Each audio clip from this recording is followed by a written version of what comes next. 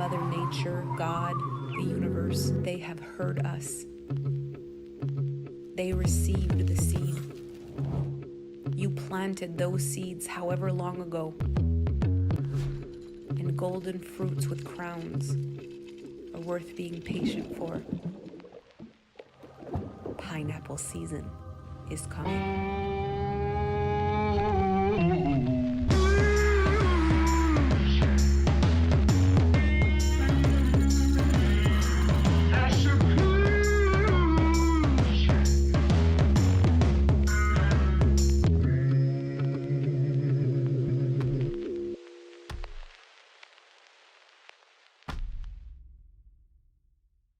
Hello, gorgeous human beings of the Exponential Wealth Program. Today is Module 2. I've seen so many breakthroughs already. I love this. This is my favorite. It makes me so happy when this happens. It feels like there's an opening. And the best time to add something is right in the opening. And so I feel like we're right there right now. We're very ripe. This first module kind of opened things, and now we're going to kind of go in with a hybrid, a little bit in the field of predictability, and then we're going to transfer into the field of possibility.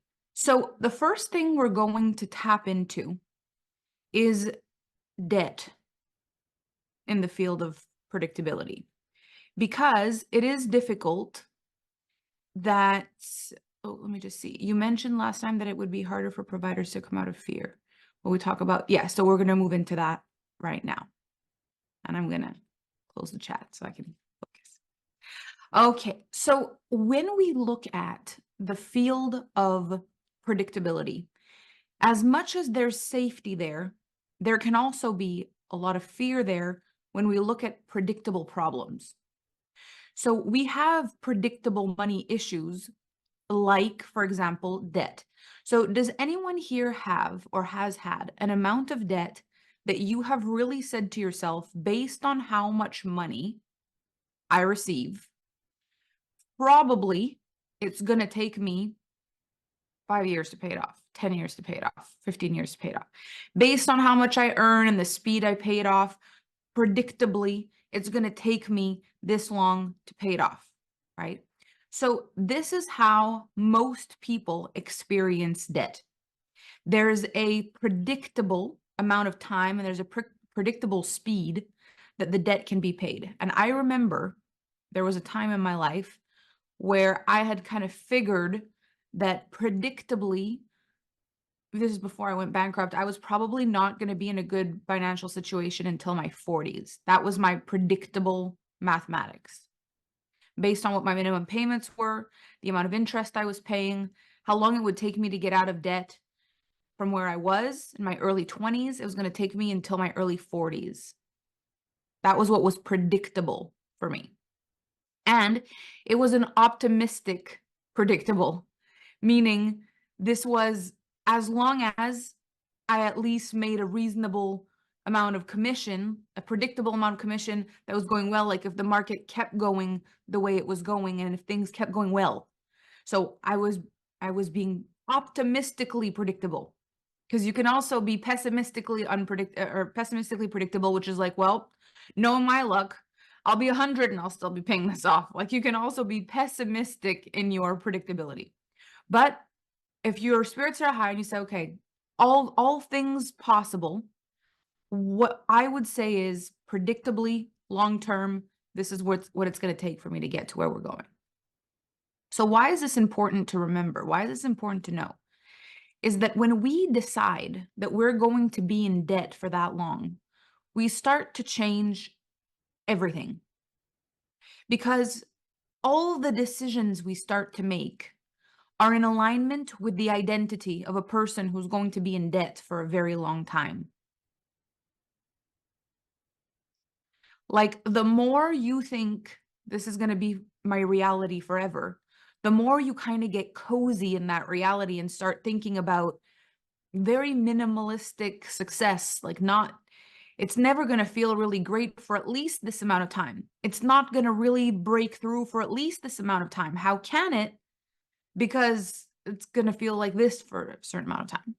And who we are when we feel like we owe, who we are when we feel like there's a deficit, who we are when we feel like we're not free, who we are when we feel shame about owing money, guilt to the people we owe money to, disappointment that we haven't been able to figure it out. When we live in those energies, we tend to be a match for people in that reality. So a lot of people who feel guilty, ashamed, and disappointed in business, in life, everywhere. And so a lot of people who miss their payments, a lot of people who don't honor their word, a lot of people who don't know how they're going to make ends meet, who are trying to explain to you that they can't really pay you because this terrible thing is happening and that terrible thing is happening. We start to be in the field of this. So you'll often hear me speak in this program of the three fields, the field of predictability, the field of possibility, and the field of potentiality. This is the field of attraction. These are attraction fields. So you attract what's predictable based on your belief and your actions, your beliefs, your feeling, thoughts, and your actions in the field of predictability. And then you start to attract a field of possibility with very different thoughts, feeling, thoughts, and actions. And we're going to get to that in a minute. So what I want you to start to contemplate is where in your life you have felt guilty receiving if you have owed something. So notice if someone wants to give you something, someone wants to give you a trip, but you know you owe money to somebody. And you're like, oh gosh, it doesn't feel right to receive because you feel guilty about what you owe. Maybe someone wants to give you a certain job or give you a contract to do something, but you haven't nailed it with the last person. You're not done with the last person. It feels like until I've done this, I can't do this. There's this like, until this is complete, I can't do this kind of energy. Notice where debt makes you feel like until you filled the hole, you can't build anything on top. Where does it maybe feel like I can't receive a gift of, let's say, 4,444 to do exponential wealth for Melanie because I am behind on my taxes. And if I got that money and I'm all of a sudden I'm buying all these things, and I owe this money here, like I can't receive this gift while I'm owing money here. Is it possible to get that in cash so I can pay that off? Like it starts to feel like I wish I could, anything I receive, I want to use it to fill the hole instead of using it to be who I am and trust that this could be eradicated at any time.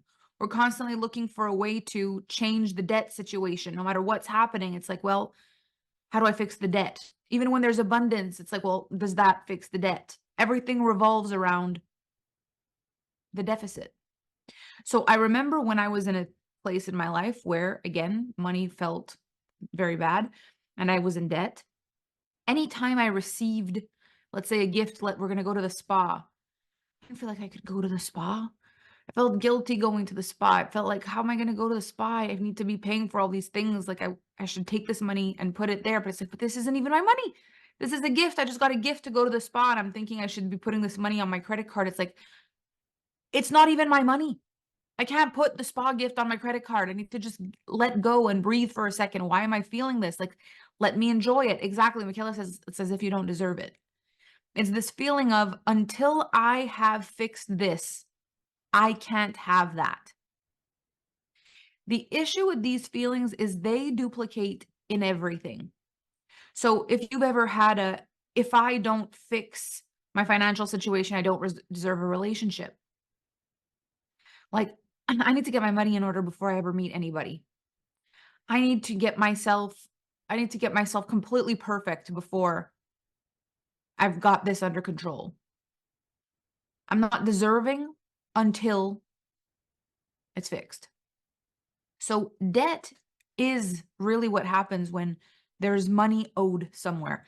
So the frequency of deficit is there. How do we be with the frequency of debt without breaking the frequency of abundance? How do we sit with the real frequency of lack without bypassing it, without pretending it's not there, but still keep the frequency of abundance open? So this is very counterintuitive, but we somehow have to experience debt in the field of possibility and not the field of predictability. Most people experience debt in the field of predictability. This is how much I owe. This is how long it's going to take me to pay it. This is how it feels. This is what I've got to deal with. I can't really do that until this is paid. I can't really have that until this is paid. I can't really even think about that until this is paid. This needs to be paid. This needs to be paid. This field of predictability. So why this is an issue and it becomes counterproductive in the field of predictability is that we want to feel safe in that field. That's the whole point. The reason a person would stay in the field of predictability is just to create safe money, safe provider money.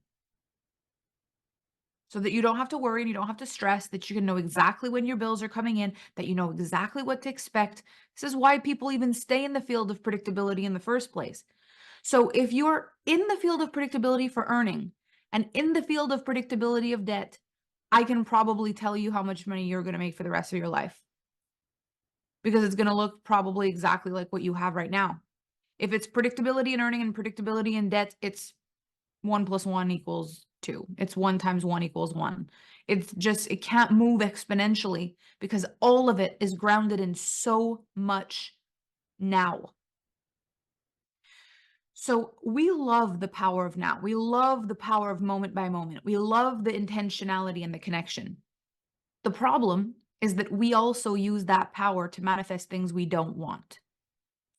So when we think about all that we've learned about the law of attraction, what you focus on now and the reality you believe in now pulls in the rest of your life. This is amazing. All you need to do is be grounded and present now. The issue is, a lot of times what you're grounded and present with is debt and fear and lack and not enough and your current situation. So we keep re-looping the same problems because in the now, in the field of manifestation, we're pulling in predictable debt forever, predictable low income for the unforeseeable future. And that's very difficult to get energized from. So energetically, the way I love to see debt and how we cut ourselves off from everything when we feel we don't deserve it, because it's not just money. You might feel it difficult to feel attractive. You might feel it difficult to feel empowered. You might even find it hard to accept a compliment. You might feel like if you knew behind the scenes what I'm actually struggling with financially, you probably wouldn't say anything to me. I would be so not valuable. There's like a projection on whether you're worthy or not, even based on how much money you owe. And so what happens when we take the field of predictability and we misuse it is we do things that don't make sense. So how I see this debt thing is, let's put it in a different context. You promise your neighbor, Tim, that you are going to help him paint his fence. And you don't know when that's going to be because, you've got work and you're busy, but it's probably going to be one of the weekends of this month.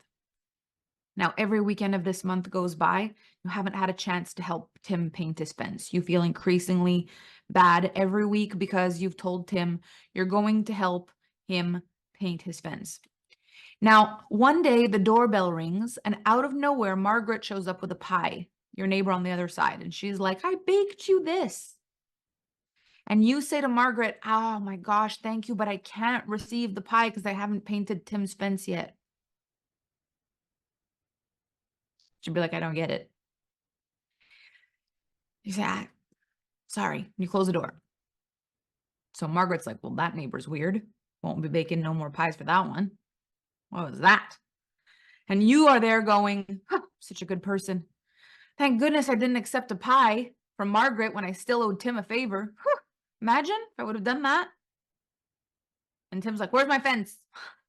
So it doesn't change your debt to not receive more money. It doesn't change your debt to not be open to receiving from nowhere. If we look at it like this, if we say to ourselves, okay, so in this scenario, you don't less owe Tim a favor to paint his fence. You don't make sense to Margaret. And you're still owing somebody a favor while not receiving what you could have received. So does it make sense to behave that way? Logically, no.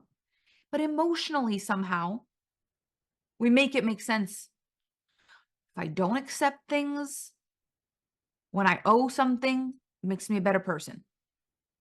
It shows that I care. It shows that I feel guilty about not having done the thing I need to do. Yes, but now you don't have a pie. And Margaret feels like she baked for you for nothing. And Tim still doesn't have his fence. So who are we really helping when we're saying, I can't I can't feel proud of myself and I can't feel connected to making more money and getting myself out of debt faster, and I can't open myself up with my mind to extraordinary gifts or new clients coming or huge miracles in my life. I can't open myself up to that because I'm not good enough, because I'm in debt. And so I would need to clear this debt before I could ever really believe that I'd be worthy of big money coming. But really, if big money starts to come, if you don't need to bake a cake this week because you got Margaret's pie, you might have the time to go paint the fence. If you're receiving from the universe an abundance, then you actually end up paying your debt sooner. You end up finding the way, you end up having the energy, you might having the gratitude, feeling better about yourself. Because the other thing is the more you feel guilt about not painting Tim's fence, the longer it takes for you to go over there. Have you noticed that? Once it's been a month and you haven't been and you know that you owe Tim the fence, you stop showing up. You try to avoid him. You see when does he leave for work and you just wait in your house until he's gone. You start to avoid the things that make you feel guilty and ashamed, and you stop receiving the things that are miracles and magic because you fear that you don't deserve them. And we start creating a longer and more profound problem. And this is how money in the field of predictability looks. It looks like you avoiding what you owe and you stopping the receiving, both at the same time. And it doesn't make sense logical. When we talk about, Tim and Margaret and the pie and the fence, the whole thing just seems so disconnected. And that's because, believe it or not, it is. The frequency of deficit is entirely different than the frequency of abundance. The only reason that they're tangled for you is because you tangled them. And we do this, we tangle them because we think it makes us better people. If I receive less, it explains why I haven't given more. If I all of a sudden have all this money or all this success or all this help, how am I going to actively be able to explain why I haven't paid what I owe or done what I need to do? So it's actually more safe for me to stay in a little bit of lack because this is the story that helps me get out of all the things I haven't done. I'm so sorry I don't have time. I'm so sorry I don't have the money. I'm so sorry I don't have help. I'm so sorry I just can't. That is such an important piece for us to play with other people. You use that card quite a little bit. You don't want to give that card up. The minute you become abundant and people are there to support you and you have every single help at your fingertips, now you've got to say no because you choose no. This is a lot more power than no because you can't. And sometimes the guilt and the shame attached to that makes it that it's more comfortable to actually not have the resources. Just keep saying no to the big things and keep saying no to the small things, all because you're in lack, and then you don't have to deal with your responsibility. So in order to move into the field of possibility, what we've got to understand first and foremost is that it's our choice to move into the field of possibility. There is no such thing as I can't. No matter how much your mind tells you that that's true, it's not. And I could show you any person on the planet that's got the same kinds of I can't as you, but they did it. There's someone. No matter whether it's physical problems, whether it's emotional problems, whether it's a mental overload at the time, like someone has figured it out somewhere. And so why not you? But this means we need to surrender. We need to give up our one card that we keep that gets us out of trouble. And in the field of predictability, we don't want to let go of that card. And the reason we don't want to let go of that card is because it's predictable to us. We're going to need it. I don't want to let go of the card that could get me out of trouble when I predictably see that I'm going to get in trouble. I would have to stop believing that I need this card in order for me to give it up. I would need to stop imagining that I have to give I need to give reasons why I can't do this, and I need to have a really good reason why I can't do that. And I need to be able to explain why I can't do this. I can't give this card up because predictably I'm going to need it. So I'm not going to ask you to give it up to me right now, but we're going to transition into the field of debt impossibility. So what does the field of debt impossibility look like? Now, some of you in this group have manifested, since the group opened, some pretty epic things. Some people